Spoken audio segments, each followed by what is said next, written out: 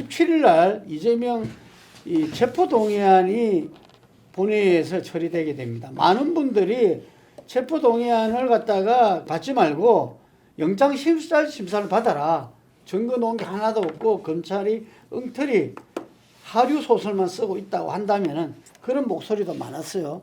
많았는데 역시 체포한 그 국회 본회의 처리 과정으로 들어간 것 같습니다. 어떻게 보십니까? 우리 홍 소장님 여론은 어때요?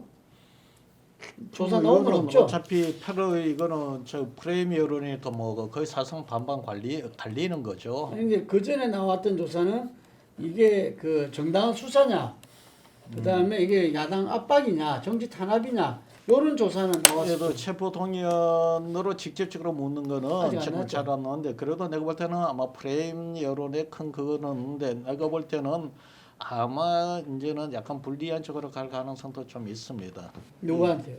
이재명한테 뭐 이제 옛날에 내가 이 프레임 여론이라는 게 50대 45라고 이야기인데 거기다 그곧큰 틀에다 왔다 갔다 하는데 그러다 보니까 설사 많아도 50%가 채 안 넘어가고 이게 적어도 뭐 40에서 45% 그러니까 이게 승부가 안 나는 거예요 여론으로는. 최근에는요 그 조사가 10% 정도 차이가 났어요. 예. 정당 수사 쪽이 이 10% 정도 앞서는 조사가 몇 군데서 내가 본 것 같아요. 근데 이제 이거는 뭐 사실 이재명 쪽에서 여론을 보고 이거는 가는 게 아닐 거고 전략적으로 보고 갈 것 같아요. 근데 이재명 쪽에서는 내가 이렇게 뭐 선택의 여지가 있는지는 모르겠지만 가만히 보면 이거 만약에 뭐 영장심사로 가버리면은 만약에 거기 결정 잘못 나버리면은 치명상을 입게 돼버리잖아요. 법원의 판결이 돼버리잖아요.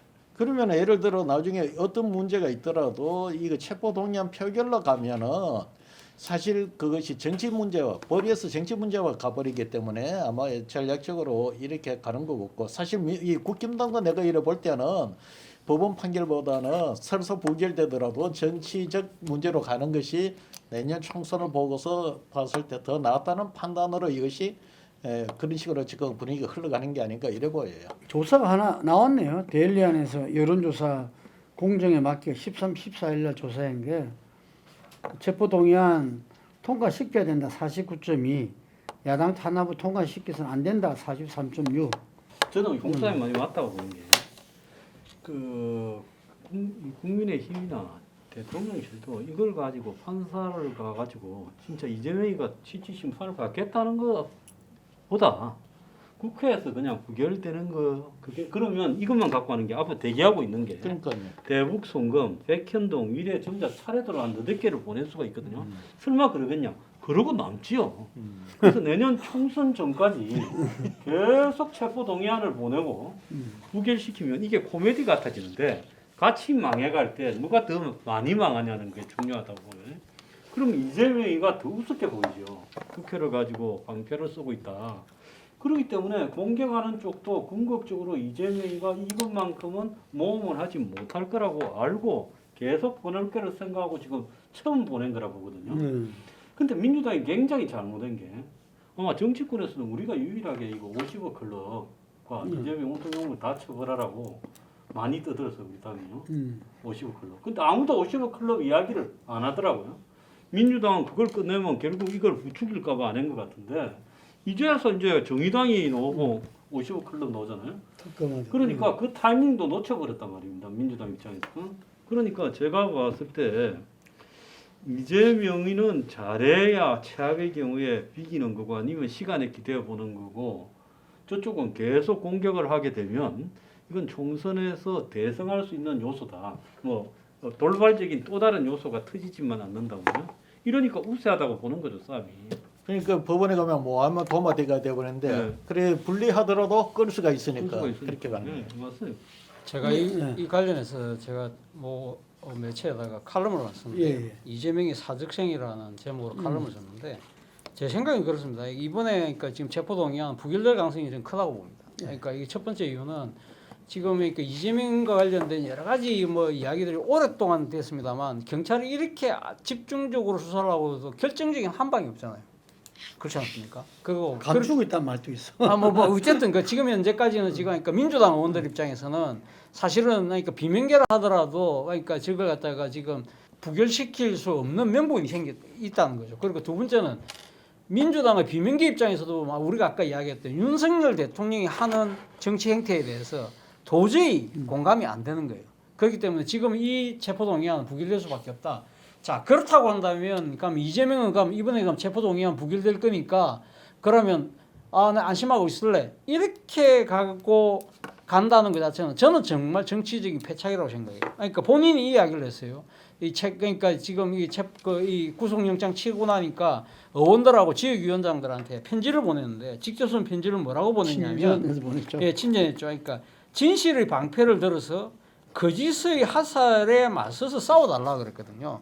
자, 아니 자신의 말이 진실이고 검찰의 수사가 거짓말인데 그럼 왜 자기가 직접 안 싸웁니까? 그러면 이 말은 무슨 말이냐면 아 좋아 그러면 체포동의안 넘어왔지만 내가 이번에 가서 내가 가면 영장실질심사 응할게. 일단 그러니까 이 지금 회기가 지금 열려 있는 상황이기 때문에 체포동의안 넘어오면 본인이 그러니까 지금 하겠다고 하면 옛날에 권성동도 그랬거든요. 그렇죠. 그래서 본인이 가서 하면 돼요. 그러면 어떻게 하면 동료 의원들이 가면 부결시키든지 아니면 그걸 갖다가 미적거리든지 하겠죠. 그럼 자기가 받으면 되잖아요. 근데 사실은 받아도 저는 상당히 유리하다고 봐요. 왜냐하면 범행의 주체 자체가 이 지금 사실은 뚜렷하지 않아요. 그러니까 본인이 그 이야기를 했어요. 그러니까 이재명이 뭐라 했냐면 내가 보고받거나 묵인했음으로 공범이라는데 결국 가면 내가 했다는 건 없는 거 아니냐. 그 이야기거든요. 그리고 또 하나는 물증이 없어요. 갖고 있을지 모르시겠지만 지금 사실은 전부 다 그 있다는 것이 대장동 일당들의 진술인데 그거조차도 다 남욱 같은 경우 말이 다 바뀌었잖아요.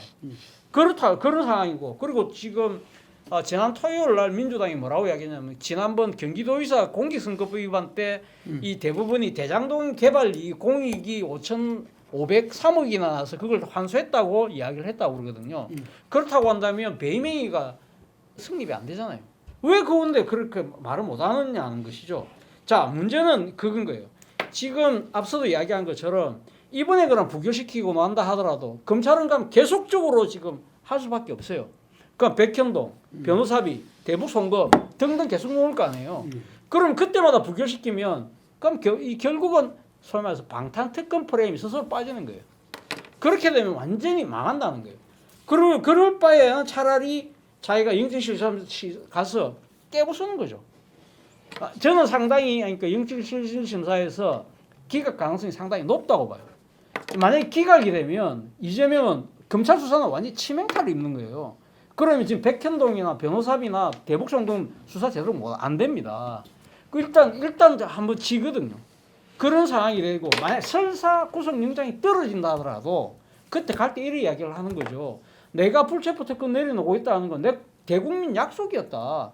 내가 죽을지도 모르지만 나 국민들을 약속을 지키기 위해서 가겠다. 그것은 무슨 장면이 생각납니까? 바보 노무현 생각 안 납니까? 그러면 사실은 그 영장실질심사의 결과보다는 그 과정을 사람들은 더 감동스러워한다니까. 근데 국민들은 약속을 무슨 약속을 했죠? 이재명. 지난번 대선할 때 네. 내가 국회의원들의 불체포 특권을 정치개혁안을 내세우면서 본인이 불체포 특권 내려놓겠다고 이야기했거든요. 아 그래요? 예, 그 이야기를 했거든. 그러니까 지금은 왜 그러냐면 그때 이야기할 때하고 지금은 독재 정권이 이렇게 하는 게 야당 대표를 죽이려고 하는 거기 때문에 그게 말이 다르다는 식으로 지금 돌리고 얘기했죠. 그렇게 할 필요 없다. 제가 옛날에 이해창 씨 때 내가 그 충고를 한번 했어요. 그 이해창은 그때 직접 가겠다고 했잖아. 이해창 가겠다고 했는데 그 검찰 그 가서 받고 그 검찰이 기소를 못했거든. 예, 그래서 내가 이게 지금 빨리 가는 게 이득인데 굉장히 어리석다. 근데 그러니까 그래서 제가 제 이야기 조금만 더 안 하면. 사실 그래서 어떻게 이래 되면 결국은 역사의 법정에서는 그럼 누가 승리가 될까요? 이런 식으로 한번 설사 구속영장이 떨어진다 하더라도 또 하나 찬스 있어요. 구속적부심 있지 않습니까? 지금 서훈 전 국방부 장관, 김홍희 전 해경청장 구속적부심에서 영장 떨어졌지만 다 나왔잖아요. 그리고 지금 서훈, 김용희 이야기 나옵니까? 지금 검찰이 완전히 수사도 못하고 있잖아요. 왜 이런 식의 전공법을 안 합니까? 왜 그러니까 사실은 제가 봤을 때 그래요. 민주당에 맨날 눈만 뜨면 이재명도 그러잖아요. 노무현 정신 이야기하는데 뻔하게 질 줄 알면서도 이게 소위 선당 우사의 자세. 그거 아니에요. 자기가 그렇게 떳떳한데 당당한데 해야 되는 거죠. 하나만 더 말씀드리면 브라질에 룰라가 있잖아요. 2015년도에 이 지금 퇴임하고 난 뒤에 이 그 지금 그때 정치 부정부패 때문에 앉아 수사가 되잖아요. 예. 그때 자기 후임이었던 호세프 대통령이 룰라를 연방 정부의 수석 장관으로 임명해요. 왜 그를 임명을 했냐면 그때 수사를 할 때가 상파울로 주 검찰과 법원이 이걸 해요. 근데 거기에 보면 연방의 장관은 국무위원은 주 검찰이 수사를 못 하는 거예요. 그 임명을 하니까 국민들이 다 돌았었어요. 이 쉽게 말하면 그러니까 방탄 특권을 했다. 그래가지고 결국은 룰라가 결국은 포기합니다. 국민 여론이 돌았었거든요. 그러면 연정이 깨져요. 연정이 깨지면서 호세프가 결국 탄핵당하고 쫓겨나는 거예요.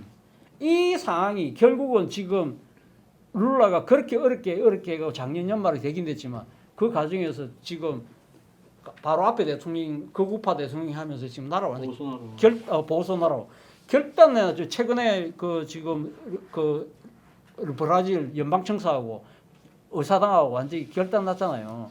자, 그런 식의 상황이 될 수 있다는 거예요. 룰라의 사례가 반복될 수 있다니까. 자, 그 부분은 우리가 평론을 그렇게 쉽게 하지만은 이재명 대표 입장에서는 그게 쉽지가 않아요.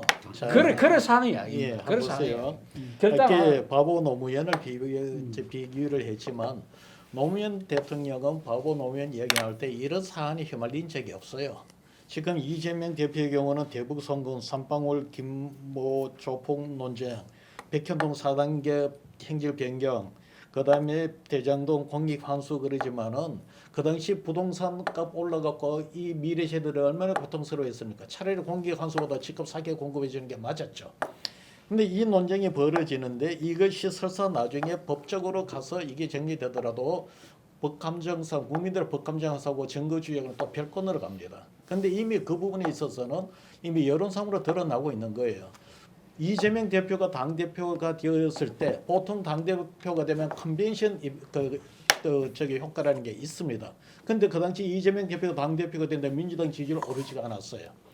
그리고 이번에 이제 2월달 우리 정계 여론조사니까 연락 안 오도 모당이 되고 내한테 연락하고 왜 한길에 자기 당 지지율이 이렇게 떨어지느냐라고 이야기를 하는데 며칠 전에 보니까 MBS 조사는 우리 조사보다 더 벌어져 있더만 거기도 그 항의를 했는지는 제가 모르겠는데 문제는 지금 민주당도 지금 굉장히 당혹해 하는 거예요.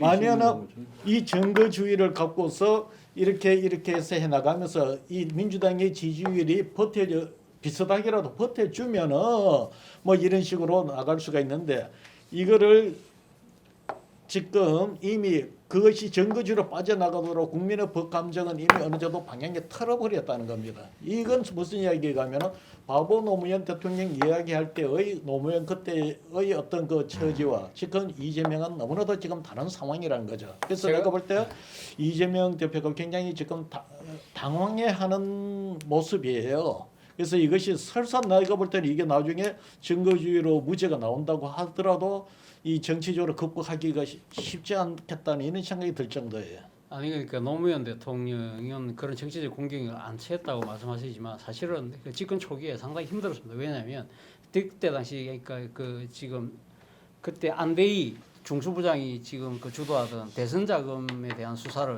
한나라당만 한 게 아니라 민주당도 같이 했거든요. 그러면서 그때 현직 대통령이 내 거도 감 털어라고 그런 이야기했거든요. 그러니까 많은 사람들이 그러니까 지금 그러면 한나라당에 대한 대선 자금만 터는 거는 이거 말이 안 된다.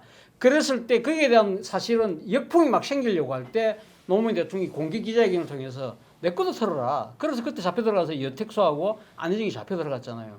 그러면서 상당히 그 정치적 고비를 돌파했거든. 근데 사실은 현직 대통령이 내 끝으로라고 이야기할 수 있는 사람은 과연 누구인지 그게 쉽게 말하면 바보 노무현의 정신이라는 거죠. 그런 식으로 하는데 저는 그런 생각을 해요. 그러니까 이재명 대표 입장에서는 아까 제가 사직생이라고 말씀했는데 이순신 장군은 뿜대로 죽어야 사는 겁니다. 불교식 용어로 하면 백적간도 진일보해야 사는 겁니다. 이렇게 던질 수 있어야 되는데 그래야만 앞으로 뭐 정성호 의원이 이 잘 넘기면 대통령 된다 하는데 그 대통령 되는 게 자기를 던져야 돼요.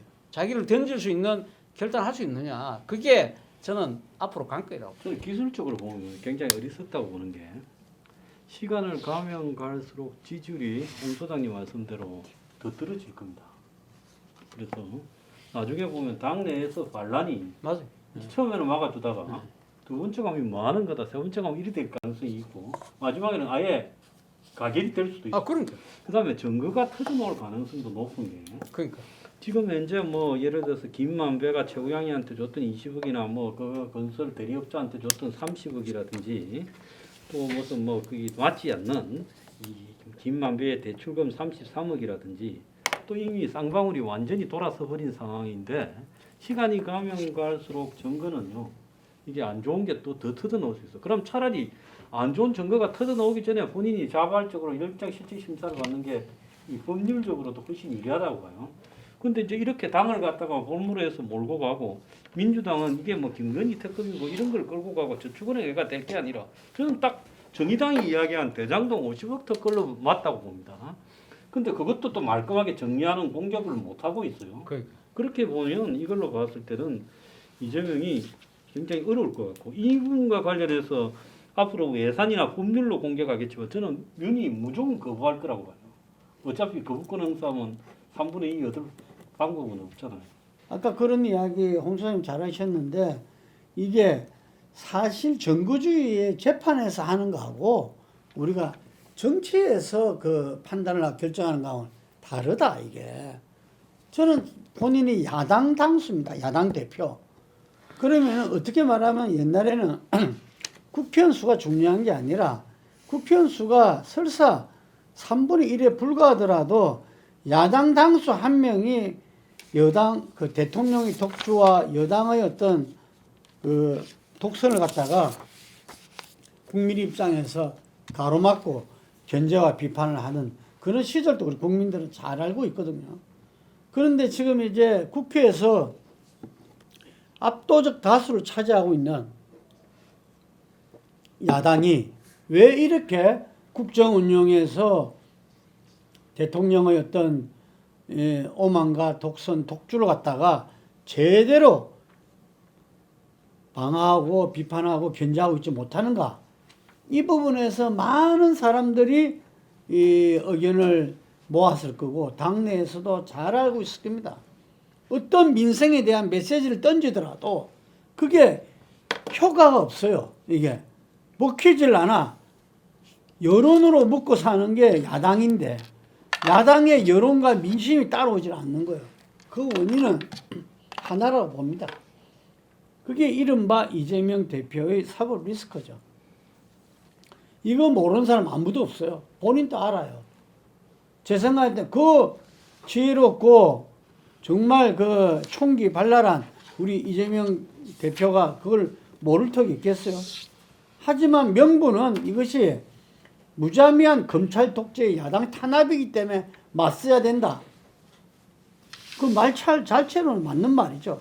하지만 이 사법 리스크가 언제 생긴 일이냐? 뭐 때문에 생긴 일이냐? 누가 관련이 되어 있느냐? 그게 국민들 다 알아요. 본인들도 다 알아요. 이거는 지금 민주당이 관련된 일이 아니잖아요. 이게 문제의 핵심이 있는 겁니다. 현재 야당 대표, 그럼 야당 대표 안 하지 왜 했냐? 그러니까 그게 방탄 대표, 방탄 국회가 이야기에 나올 수밖에 없는 겁니다. 저는 이재명 대표는 충분하게 대선 후보의 자격이 있었고 국정 운영에도 자신과 소신과 비전이 있다고 봅니다. 하지만 지금은 내려놔야 될 때입니다. 당대표를 내려놔야만이 야당이 살고 야당이 살아야 대한민국이 살고 국민이 사는 겁니다. 그래야 총선도 붙어볼 만하고 그 총선을 기반으로 해서 대선이 있는 거 아닙니까? 그 과정 사이에서 본인은 정말 이 증거도 하나도 없이 이게 검찰의 일방적인 어떤 탄압이었다고 한다면은 우리나라 사법부가 저는 호락호락하지 않다고 봐요. 예, 그렇기 때문에 이거는 1심이 아니면 2심에서 2심이 아니면 대법에서라도 저는 분명하게 그때는 정치가 아니라 바로 사법적인 증거에 의해서 사법적인 판단에 의해서 돌아올 수 있으리라 봅니다. 그러면은 그때 국민들이 다시 한호와 열정적으로 지지하게 될 것이고 그렇지만 오늘의 이 시점 당대표로서 국민을 위해서 당을 위해서 당대표를 내려놓는 이 시점에 이재명 대표의 리더십을 절대로 잊지 못할 것이고 그거는 역사의 길이 남으리라고 봅니다. 저는 다시 한 번 더 이 자리를 빌어서 이재명 대표의 결단을 촉구하는 바입니다.